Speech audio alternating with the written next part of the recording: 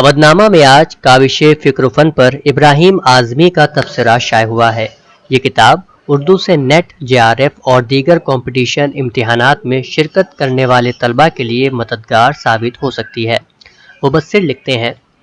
اگر ہم پچھلے 10 سالوں کا محاسبہ کریں تو مسابقتی امتحانات جیسے نیٹ یا سیٹ وغیرہ کے لیے بہت ساری کتابیں وجود میں آ چکی ہیں۔ اردو میں کسی بھی امتحان کی تیاری کیسے کریں تو سب سے پہلے ہمارے ذہن میں یہ بات آتی ہے کہ اس امتحان کا نصاب کیا ہے۔ سب سے پہلے نصاب کی تکمیل ضروری ہوتی ہے، اس کے بعد مستند مواد کی حاجت ہوتی ہے، پھر اس مواد کی حصولیابی کے لیے ہم کوشاں ہوتے ہیں۔ یہاں اس کتاب میں وہ سارے مواد جمع کیے گئے ہیں۔ اس کتاب میں سب سے پہلے عنوانات کی فہرست بنائی گئی ہے، جس میں لسانیات، قصیدہ، مثنوی، مرثیہ اور غزل وغیرہ ہیں۔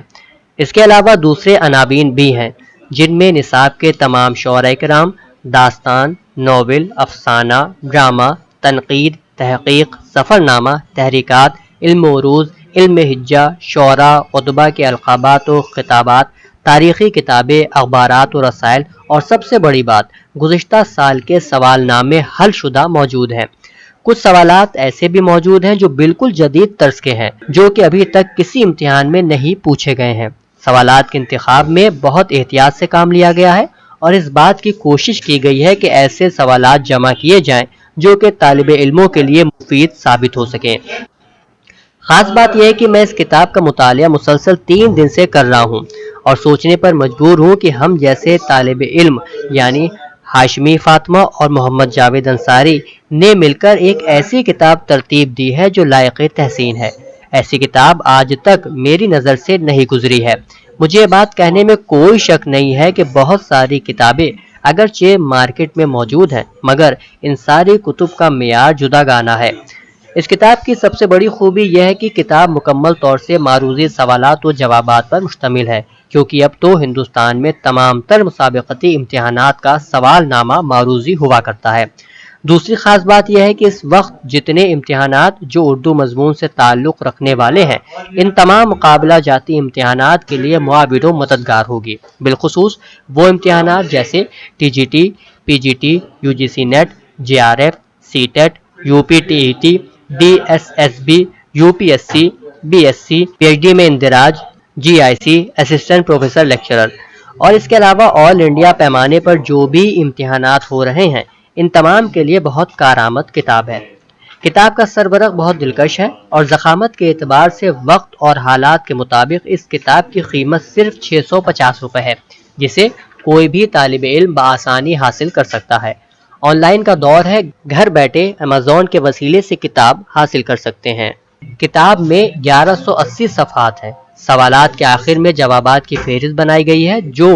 جون 1995 سے لے کر 2020 تک کے سارے سوال نامے جو ابھی تک نیٹ جے آر ایف کے لیے آ چکے ہیں ان سب کو حل کیا گیا ہے۔ اس کے علاوہ وہ بھی سوال نامے حل کیے گئے ہیں جو الگ الگ ریاستی طور پر مقابلہ جاتی امتحانات میں آئے ہوئے ہیں، بالخصوص Andhra Pradesh SET, Maharashtra state, junior lecturer Madhya Pradesh, Gujarat assistant professor, Karnataka assistant professor, R P S C, D S S B Delhi وغیرہ وغیرہ۔ اس کے علاوہ محمد عباس دھالیوال کی تحریر نیلم بھٹی کی فن و شخصیت سے متعلق بھی یہاں شائع ہوئی ہے، جس میں وہ لکھتے ہیں،